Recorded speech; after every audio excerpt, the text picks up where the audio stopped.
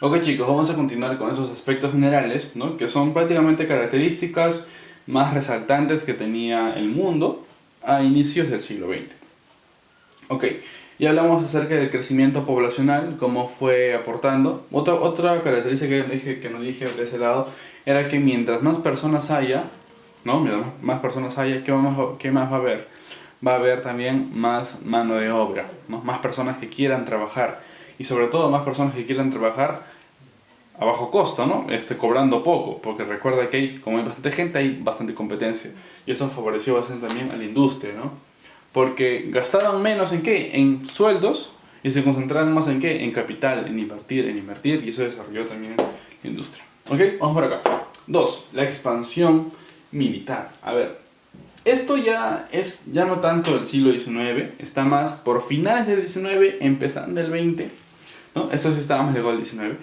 Aquí estamos empezando el 20, incluso en las 3 4 primeras décadas del 20.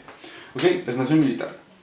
Vamos, los países incrementaban la fabricación de armas, o sea, su industria ya estaba mucho más desarrollada. Ya no solamente fabricaban cocinas, radios, no, sino armas, fabricación de armas y el perfeccionamiento tecnológico. Es decir, si ya tenían cierta tecnología, los países ¿en qué se centraban? En perfeccionarla.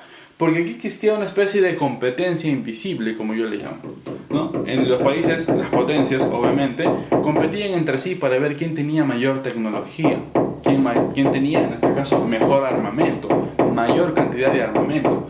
Entonces existió lo que se llamó el incremento de la fabricación en armas y la perfección tecnológica. Muy bien. Además, este fue un proceso previo ¿a qué? A la paz armada. A la competencia real, a la que sí fue una competencia mera, ¿no? Se le llama la paz armada. Esto, la expansión militar, es un proceso previo, ¿no? Los países sí, se dedican a fabricar más, fabrican más, pero no solamente fabrican armas, no van a fabricar también otras cosas, ¿no? Como te mencioné. Nuevas tecnologías para los laboratorios, también herramientas básicas para talleres, fabricaciones de productos básicos para el hogar, etcétera, etcétera. Sin embargo, en la paz armada, como te menciona, es un periodo de paz, porque no hay enfrentamiento, no hay guerra, pero es armada, porque los países se están potenciando cada vez más. Pero de esto vamos a hablar a profundidad en la siguiente clase. ¿Ok? ¿Cuáles eran los países que, digamos, lideraban esta expansión militar, que estaban aumentando su cantidad de militares y su cantidad de armamento? Teníamos primordialmente Inglaterra, que a pesar de ya no ser el punto máximo de industrialización, seguía siendo uno de los más importantes. Estados Unidos, que estaba sacando cabeza en comparación de los demás países. Alemania, que también era una revelación, que se estaba haciendo muy fuerte debido a su gran disciplina, a su poca corrupción y a su gran empuje de industria, ¿no? Y teníamos a los demás países de la eurozona, España, Portugal, Francia, Italia, ¿no? Que también estaban siguiendo ahí en la cola este desarrollo. Muy bien, y eso es con la expansión militar. De eso vamos a hablar más porque aquí va a desembocar la Primera Guerra Mundial. Conflictos sociales. La Revolución Rusa, que es el conflicto más importante, este fue básicamente el proceso de luchas del pueblo que dio origen al primer estado socialista de la historia. ¿Ok? Recuerda estos conceptos. Socialista. De esto vamos a hablar dentro de unos meses y también a profundidad el próximo año, en quinto. Espero seguir también, chicos. Proceso de luchas del pueblo que dio origen al primer estado socialista en la historia. O sea, no solamente de Europa, no solamente de la zona este del mundo, no, de toda la humanidad, ¿no? De toda la historia, el primer estado socialista. A ver, ¿en qué consistió? Consistió en una transición. ¿Qué había pasado? ¿Por qué la gente sale a la calle? ¿Por qué hay conflictos sociales? ¿Por qué la gente reclama? ¿Por qué la gente se organiza? Hace revuelta, hace marchas y quiere tumbarse el Estado, quiere eliminar a esos gobernantes. ¿Qué había pasado? Básicamente, malas condiciones de vida, nulas condiciones de salud, nulas condiciones educativas, poca satisfacción del buen vivir, es decir, ellos sentían que no vivían bien, que vivían en condiciones deplorables, ¿no? Mucha pobreza, ¿no? Ese tipo de condiciones, parecidas a la del Perú, generaron que en Rusia los rusos provocaran conflictos sociales, se rebelaron. Y al final esta rebelión fue tan fuerte que lograron una transición económica. Es decir, ellos generaron, primero, la Rusia de esa época, la Rusia zarista, donde los gobernantes, más que presidentes ligados a este siglo, presidentes actuales, eran como reyes, se comportaban como reyes, tenían sirvientes, seguían esa dinastía de un príncipe, ¿no?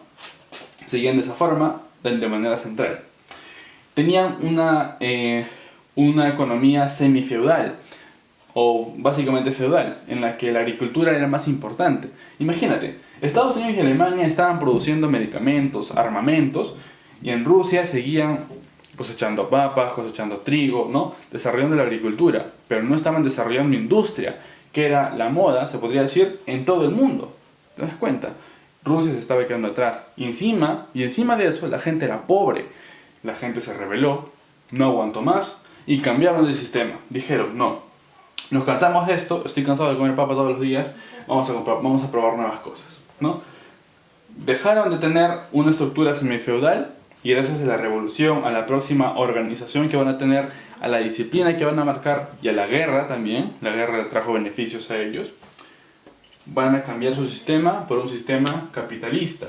Y quien coincidentemente era el sistema preponderante en el mundo. Capitalista, capitalista, capitalista, capitalista.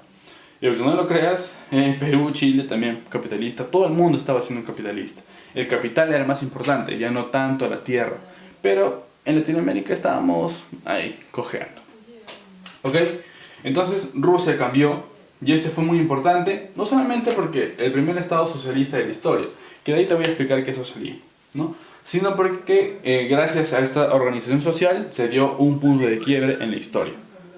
Desde un sistema semifeudal a un sistema capitalista en menos de 30 años, y esto es muy importante.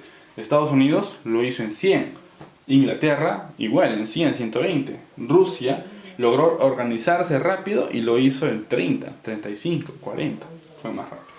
¿Ok? 4, y el último, que ya nos importa un poco más a nosotros, que es el establecimiento, que eso nos va a ayudar básicamente para las siguientes clases, ¿ok? Establecimiento de Latinoamérica con influencia norteamericana y las exportaciones. ¿De qué va? Luego de la primera revolución industrial, otra vez revolución industrial, ¿por qué es tan importante, profesor? Ya estoy harto. Revisa tu cuaderno del año pasado, porque lo vas a encontrar. Luego de la primera revolución industrial, Inglaterra había influido en la economía mundial, obviamente. La primera revolución industrial, ¿dónde fue? Fue en Inglaterra. Entonces, ¿quién es el país más poderoso? Inglaterra. ¿Quién va a influir más que todos? Inglaterra. Durante el siglo XIX, aquí está. Sin embargo, en el siglo XX, que es la clase de hoy día, luego de la segunda revolución industrial, porque hubo una segunda revolución industrial que incluyó a Estados Unidos, a Japón y a Alemania, ¿qué pasó?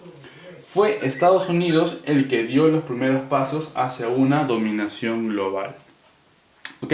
Inglaterra, sí, la primera revolución industrial, había influido en los demás países. Obviamente, los demás países también querían tener ese desarrollo, querían tener esa industria, ¿no? Querían cortarle la cabeza al rey y cambiar su sistema económico, algo así como lo hizo Rusia. El mundo quería ser como Inglaterra. Sin embargo, Inglaterra hizo sus avances, llegó a un punto, pero de ahí se mantuvo. No avanzó más. Sin embargo, los demás países querían superar a ese punto, ¿no? Recuerden, los países son envidiosos, chicos. Entonces, los primeros países que lo hicieron fue Estados Unidos, Alemania y Japón. Llegaron a una segunda revolución industrial. Ya no fabricaban solamente máquinas de coser, máquinas para trabajar la tierra. Ellos fabricaron automóviles, televisores, barcos, tanques de guerra, ¿no? Buques a vapor, etcétera, etcétera, y etcétera. Fabricaron nuevas cosas. Bien, pero eso lo vamos a ver más adelante también, chicos. Porque como te digo, es una introducción, es un adelanto para lo que viene después. Entonces, ¿qué tiene que ver esto con Latinoamérica? Latinoamérica recibió mucha influencia de Inglaterra a nivel económico. Préstamos, influencia ideológica, influencia económica. Sin embargo, en el siglo XX, Perú va a tener una influencia muy importante. Y como Perú, hablo Latinoamérica. ¿Ok? ¿Va a recibir influencia de quién? Del señor Estados Unidos. Y básicamente, esta influencia se va a ver durante todo el siglo XX. Siglo XXI, nuestros años, ¿no? Tú tienes 15, 16, yo estoy cerca, estamos por ahí. Ya no es Estados Unidos. Sigue siendo Estados Unidos, pero ya se está desprendiendo, ¿ok? Ya está dejándose de lado. ¿Quién es el nuevo país? ¿Quién es el nuevo país? China. China. Si te das cuenta, cada siglo estamos cambiando de dueño. ¿Ok? Suena feo. Estamos cambiando de país influyente, chicos. Entonces, así estamos. Muy bien. Espero que les haya gustado esta clase. Ya saben, características generales, el siglo XX fue un año muy convulsivo. Lo que viene más adelante va a ser la Primera Guerra Mundial. ¿Consecuencia de qué? De todo esto. Muchas gracias.